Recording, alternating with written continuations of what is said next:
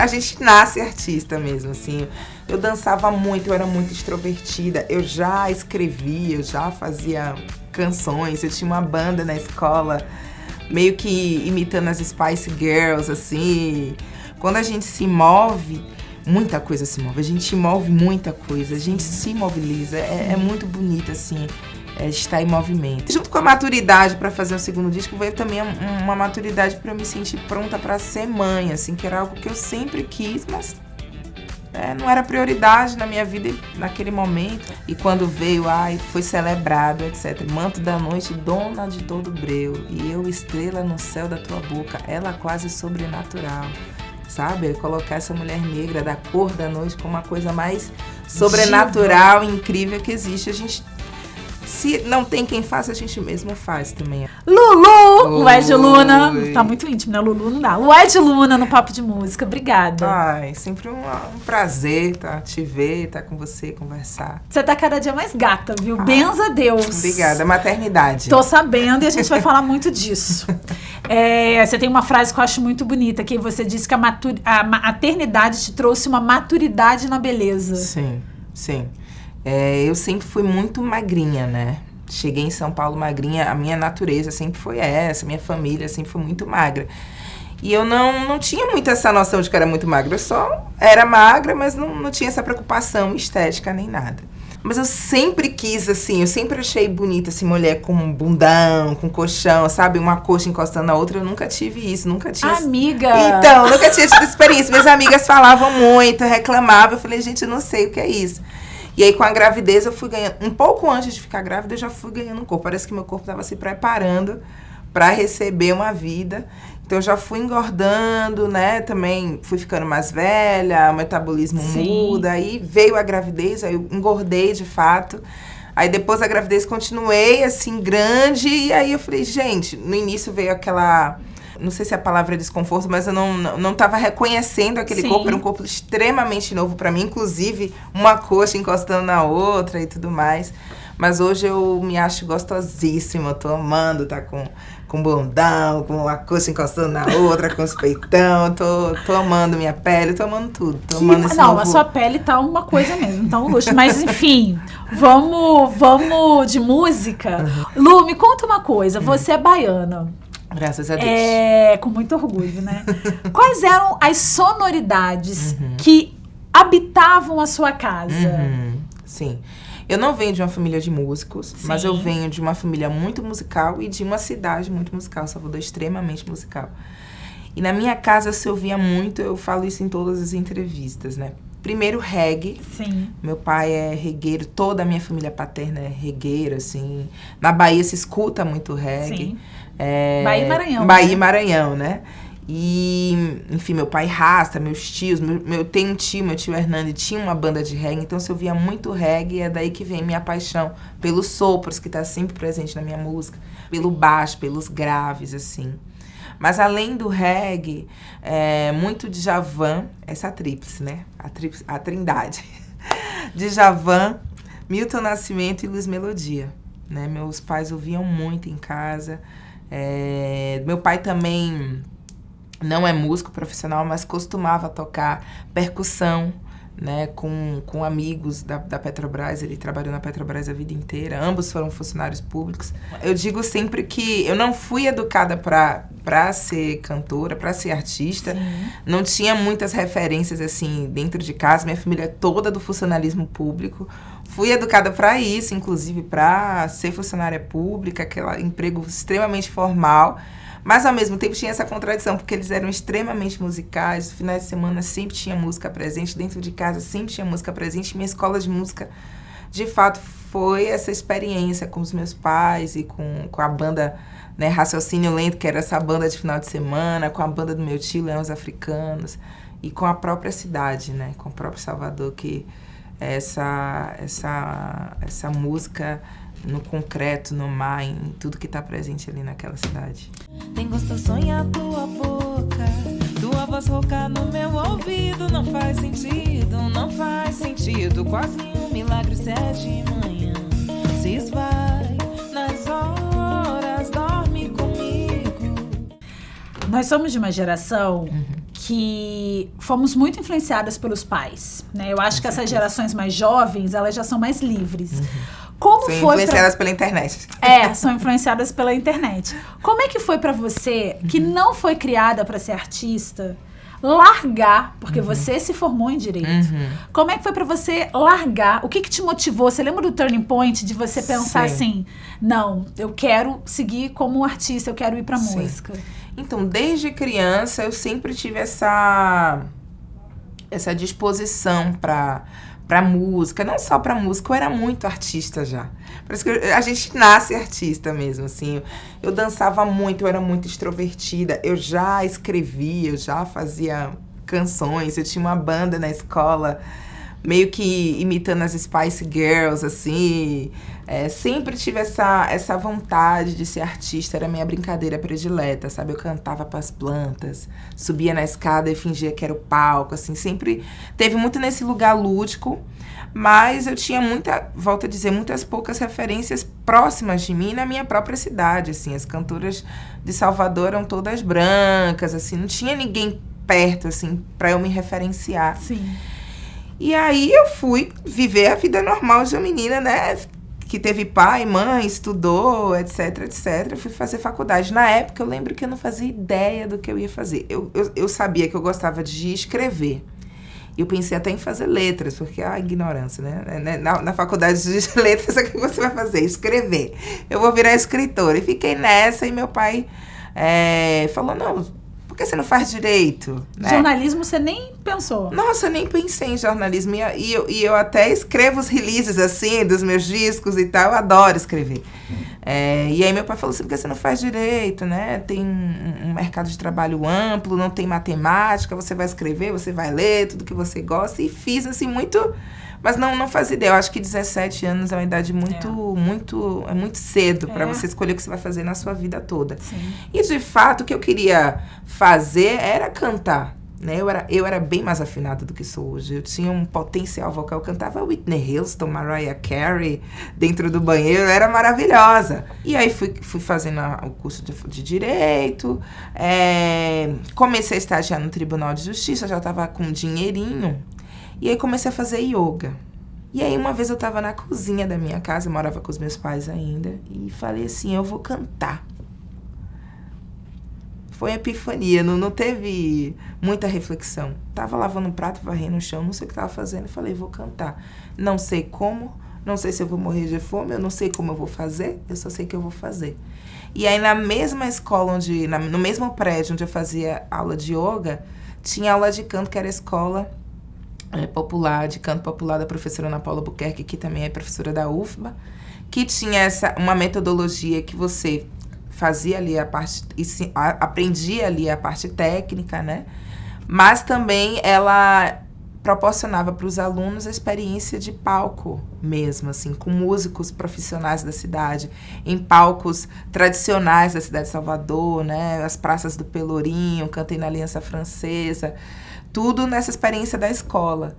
E foi assim que eu fui fazendo essa transição, assim, do direito para música. E realmente, quando eu pisei no palco a primeira vez, eu cantei com o olho fechado, assim, sabe? Cantei com o olho fechado. Uma música do Los Hermanos, na época que eu era super fã. E eu falei, mesmo com esse nervosismo todo, é isso que eu quero fazer. Porque foi se lançar no abismo, assim, quando eu pisei no palco a primeira vez. E aí, nas outras vezes, já foi um pouco mais confortável. Aí eu já fui querendo fazer música, mas como é que eu vou contar isso para meus pais? Meus pais não sabiam o que eu estava fazendo, que eu já tava crescidinha, já estava na rua, não sabia o que eu estava fazendo. Eu estava fazendo aula de canto, eu estava fazendo yoga, eu estava andando só com o pessoal de arte da UFBA. E foi assim que eu disse sim para a música, né? De fato, ela me tomou de assalto. Já era algo que eu vinha nesses anos todos negando e escondendo. Isso me gerava uma tristeza que eu não sabia dar um nome. Sim. Sabe? E aí eu compensava com juventude, né? Sim. O que é que a gente faz? A gente faz muitas coisas. A gente bebe, a gente vai pra rua, a gente faz sexo, a gente, né? Mas nada conseguia preencher aquela tristeza. E eu acho que esses processos de autoconhecimento, esses processos de cura, que eu fiz muito intuitivamente, ninguém me levou para lá. Eu ia sendo levada para esses processos, assim, né? Eu fiz muita coisa, leitura de aura, yoga, reiki. E aí eu recebi esse chamado de, olha, gata, você tem que estar cantando. Um chamado de dentro, sabe? Essa maleta, onde eu guardo meu cansaço e meu sonho mais bonito. Você hoje consegue conectar isso a uma espiritualidade, a sopros dos seus ancestrais, que essa era a sua missão? Hoje você faz essa conexão? Ou... Com certeza, assim. Não só eu, mas todos nós, né? Nós somos corpo, mente e espírito. E esse espírito, ele tem um propósito, né? Ele tem cada vida que importa na Terra. Na medida em que eu disse sim para a música e comecei a cantar, tudo começou a fluir, era tudo simples, era tudo fácil. Antigamente, assim, ai meu Deus, para passar no vestibular, era aquele sofrimento para passar na matemática, de novo a matemática. Eu sentia que era tudo muito sofrido, assim, os meus processos, tudo muito travado. Ou era sofrido porque eu não queria, de fato, estar fazendo aquelas coisas, ou era simplesmente sofrido, assim, lento, pesado. E com a música não, assim, era tudo fluido, todo mundo me dizia sim. Eu cheguei aqui em São Paulo, mandava uma mensagem, na época era um inbox na época era Facebook. Eu mandava uma mensagem ali no Facebook, eu quero participar dessa plataforma, que eu acho importante, pro meu trabalho. Ok, gostamos da sua música, vem. Quem é que vai ser acalanto agora? Agora que eu não sinto nada mais e nada faz sentido. Eu queria aproveitar que a gente está falando para muita gente, tanto no rádio quanto no YouTube, tem muita gente ouvindo e vendo. Eu queria que você explicasse um pouquinho sobre o que é a diáspora africana. Porque tem muita gente que ouviu já essa expressão e não sabe do que significa, e tem muita gente que sequer ouviu essa expressão, né? Sim. E por que ela é tão forte? Por que você se apropriou tanto do significado e tem isso como missão? Sim. Diáspora é um termo, é uma palavra que significa espalhamento, né? É uma imigração de um grande contingente de um povo. Há uma discussão se o que aconteceu de fato com a gente foi diáspora, porque na verdade foi um sequestro, né? Mas enfim, então o que aconteceu aqui, que é a história do Brasil que todos nós conhecemos, é que veio um povo sequestrado, né, de África para trabalhar com mão de obra escrava e construir toda essa riqueza que nós conhecemos aqui nesse país. E aí, quando eu vim para São Paulo, no bairro que eu tava, não encontrava muito preto. Eu ia numa padaria, nem as pessoas que me serviam, né, eram pessoas pretas, assim. E isso começou... Foi o primeiro impacto, assim, a primeira coisa que eu vi que era, de fato, diferente aqui na cidade, além do clima. E os corpos que eu via, que eram como o meu, eram os imigrantes, porque estava vindo a imigração muito forte. Na época estava tendo aquela questão no Haiti, então tinha muito haitiano, senegalês e nigeriano, e etc, etc. Eu falei, mas olha, tem esse corpo aqui. Mas aí eu me identificava com essa imigração, mas ao mesmo tempo, foi o fato de ter me identificado com essa imigração me fez questionar qual daquelas Áfricas, todas que eu estava vendo aqui nessa cidade, eu pertencia. Que era uma questão que toda pessoa negra tem.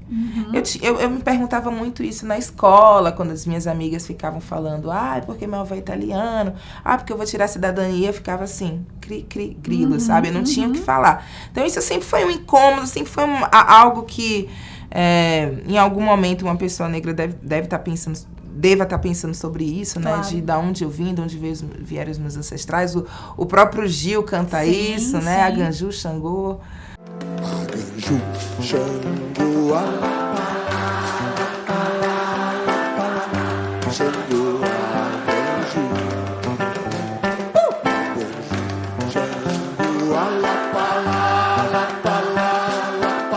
E aí o fato é que São Paulo me trouxe essa reflexão de novo, uma reflexão que eu tinha, sei lá, nova, em criança, na escola, veio com toda a força. E assim nasceu a canção Corpo no Mundo, né? Então, se eu sou brasileira, mas eu estou num país onde eu não me vejo representada politicamente, onde eu não me vejo representada nas mídias, onde eu não me vejo representada nem na cidade. E, ao mesmo tempo, eu não tenho uma África para chamar de minha, eu não sei qual é a África que eu pertenço. Então, qual é o meu lugar? Qual é o lugar desse corpo no mundo? Então, é um corpo, o próprio mundo, sabe? Sim, eu adotei sim. o mundo como sendo o meu lugar no mundo. E aí nasceu o disco por causa dessa música, Um Corpo no Mundo. E esse disco foi um grande portal, assim, na minha carreira, na minha vida. As pessoas começaram a me conhecer e a fazer essa reflexão e a pensar sobre isso, né? Dessa identidade brasileira que a gente sabe que é múltipla, mas a gente insiste em se embranquecer, Sim, né? sim. Pretensamente branco, pretensamente europeia, mas a gente é essencialmente nativo, né? Essencialmente africano, e a gente nega essas outras identidades. Então, foi muito bonito perceber que o tema da identidade, o tema da diáspora africana veio à tona com uma música e veio com essa experiência de ter migrado também, sim, de uma forma, né? De ter saído de Salvador e vindo para São Paulo. Então, quando a gente se move, muita coisa se move. A gente move muita coisa, a gente se mobiliza. É muito bonito, assim, estar em movimento. Então, eu sou muito grata a esse encontro, né? Esse encontro que São Paulo me deu, que foi um encontro com essa reflexão sobre quem eu sou no mundo, né? O meu lugar no mundo. Eu sou um corpo no ser, um corpo só. Tem cor, tem corte, e a história do meu lugar. Aí você começa a pensar já no seu segundo álbum, Sim, no meio dessa turnê toda. Sim. E aí, nesse processo de segundo álbum, veio uma gestação. Sim. E veio uma pandemia.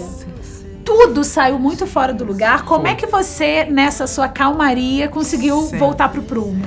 O segundo disco é como um teste, assim, sabe? Deixa eu ver se ele é boa mesmo. Exatamente. Então, todo mundo começou a me demandar para esse segundo disco. Eu comecei também a querer fazer esse segundo disco. Me sentia pronta, já tinha várias canções. E eu falei, vou fazer. Só que junto com a maturidade para fazer o segundo disco, veio também uma maturidade para eu me sentir pronta para ser mãe, assim, que era algo que eu sempre quis, mas não era prioridade na minha vida naquele momento. E quando veio, foi celebrado, etc, etc. Inclusive, eu estava preparada para fazer um disco, lançar no primeiro semestre, e aí não foi assim que aconteceu. Eu até me mobilizei, assim, para isso acontecer. Eu fui para o Quênia, grávida de 3 meses, estava escondido, ainda não tinha revelado, mas fui lá produzir, grávida, etc. Voltei. Quando o visual álbum que eu gravei em Salvador, no Carnaval, eu já estava grávida. Sim.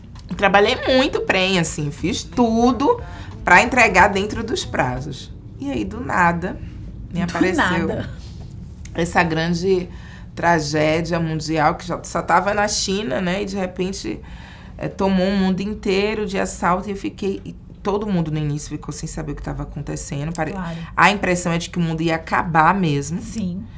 E eu falei, olha, não é o momento de lançar nada. Então bateu aquela tristeza, bateu aquela depressão, a vida não faz sentido. Mas, ao mesmo tempo, o meu filho me salvou, assim, me tirou desse buraco e também me deu... um puerpério também, um puerpério, me deu tempo para trabalho, entendeu? Sim, tempo para gastar. Pensar em outras coisas. Porque eu não tinha como não pensar em nada, a não ser nas coisas práticas. E fui mãe num momento onde eu só podia ser mãe. Eu não conseguia ser outra coisa. Eu não estava trabalhando, não estava fazendo mais nada além disso. O disco estava todo pronto quando o Dayo nasceu? Sim, assim, só ficou mesmo... Durante a pandemia, o que a gente fez foi pós-produção, que é mix e massa, que é uma coisa que eu não faço necessariamente. Sim. E divulgação, entrevista. Mas, assim, o disco em si estava já todo pronto, todo organizado. Vou lhe fazer um feitiço, jogar teu nome na lama. O Bom Mesmo Estar Debaixo d'Água, essa frase em si é um trecho de uma canção do François Moleca. Sim, Que é um gênio da música brasileira, cantor, compositor e meu parceiro em várias composições. E tem uma inclusive, irmã gênia também. É, a Marisol, que também é minha parceira em várias composições. O Bom Mesmo Estar Debaixo d'Água, inclusive, é meu e do Fran. E ele tem uma música que ele fala isso, Bom Mesmo Estar Debaixo d'Água, que eu achei essa frase de muito impacto, assim. O Bom Mesmo Estar Debaixo d'Água é um disco sobre amor, sobre afeto, sobre afetividade de mulheres negras. E eu sou de Salvador, né, que é uma cidade, assim, 350 quilômetros só de costa, de mar. Né? Eu construí esses afetos ali, no entorno dessas águas, né, das águas de Salvador. Toda a memória, toda a lembrança que eu tenho, assim, com minha família, com os meus pais, o primeiro beijo, assim, onde eu aprendi a amar foi perto do mar, até rimou. Também tem a referência da gravidez, por quê? O neném fica dentro da água, aquecidinho ali, recebendo amor, então não tem melhor lugar do mundo do que estar dentro da água, debaixo da água, que é dentro do útero, dentro da barriga da mãe. Então, aconteceu tanta coisa, são tantas referências que me levaram a escolher esse trecho para ser o título desse segundo trabalho, que quando as pessoas me perguntam, eu fico horas assim, não, é por causa disso e por causa disso. E cada vez que você responde, você lembra Aí de mais eu lembro alguma de mais coisa. uma referência, Claro. entendeu? Qualquer gota de amor afoga, faço um oceano dentro. Qualquer gota de amor afoga. Eu quero dialogar com o mundo, assim. E com as coisas que me tocam, com as coisas que de uma forma ou de outra, atravessaram meu caminho. Então, quando eu cheguei aqui em São Paulo, os rolês mais pretos, os rolês mais foda, assim, eram os rolês de rap, era a Discopédia, que o DJ Niak era um dos DJs, é ainda um dos DJs. Sim. Então, assim, eu fui feliz nesse universo e queria trocar com eles, e fiz isso, e pronto, e paz, sabe? Sim. Eu danço a dança das tuas marés. Eu danço a tua dança. Eu danço a tua dança. Ai, ai, ai. Quando eu fiz Bom Mesmo Estar Debaixo d'Água, é isso. Foram canções que, de anos, são canções antigas do meu caderno, quando eu era adolescente, né? Canções que eu fui fazendo nesse trânsito, nessas vivências todas em São Paulo e pelo mundo, esses amores, essas paixões, essas coisas todas foram se transformando em canções, só que não couberam tudo em Bom Mesmo Estar Debaixo d'Água. Ou não couberam, não fazia sentido, enfim, não entrou. E aí, quando eu decidi fazer o Deluxe, foi muito nessa perspectiva de ser um lado B. Eu acho que esse Bom Mesmo Estar Debaixo d'Água Deluxe vai ser um disco, né, mais literal, né, assim, porque eu sou muito poética, trago muitos arquétipos o tempo todo. Sim. Esse disco, ele é mais literal. Papo reto. Papo reto. O que motivou essa coragem de vir agora? Porque eu acho que é isso. Primeiro, essa segurança no lugar que eu ocupo, assim, na música, assim. Eu me sinto segura onde eu tô. Não tô no mainstream, não sou a mais famosa das famosas, mas eu acho que eu tenho um público que compreende todas as minhas viagens, assim, e que respeita. Uhum. Segundo, porque eu acho que, né, mãe de família... Você tá entendendo? Eu botei um filho no mundo. 35 anos. 35 anos nas costas. Mazinha. Eu não sou mais menina, então eu posso me autorizar a tá falando e a tá me mostrando mais sem medo de julgamento, etc, etc. Então, acho que essa maturidade mesmo da vida, da idade, fez com que eu tivesse essa postura de, nesse disco, ser mais literal, contar as minhas histórias, falar sobre coisas que eu não tinha dito antes. E vamos ver como é que o povo vai receber. Manto da noite, dona de todo brilho, e eu, estrela no céu da tua boca. O que eu quero fazer, tanto com Bom Mesmo Estar Debaixo d'Água e o Deluxe, eu acho que é uma bandeira para a vida mesmo, é sempre nos colocar nesse lugar, né, poeticamente, de divas, de damas, de inspiração, de objetos de desejo, construir esse novo imaginário, né, no cancioneiro popular brasileiro, na literatura brasileira, de mulheres negras. Quando eu faço Manto da Noite, dona de todo breu, e eu, estrela no céu da tua boca, ela quase sobrenatural.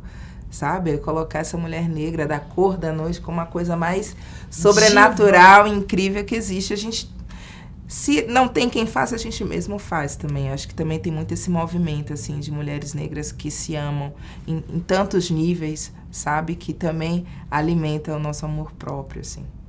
A arte, para mim, eu acho que é essa grande razão pela qual eu existo hoje, e é o modo como o meu espírito resolveu se expressar no mundo. Eu acho que eu faço parte de um certo grupo que não viveria sem arte, porque a arte é essencialmente, né? É isso na sua essência, é o que eu sou, é o que eu sei ser, é o que eu escolhi em algum momento para ser artista. Mãe do Daio, obrigada. E mãe do Daio também. Obrigada sempre, a você. Viu? É ótimo trocar com você. Eu saio assim, inspirada. Ai, o que você faz é importante demais. Seu trabalho dá voz, assim, para artistas, não só os famosos, mas também, né, os do midstreams, o do independente, sabe? Fazer a gente ser escutado, ouvido, visto. Isso é muito importante.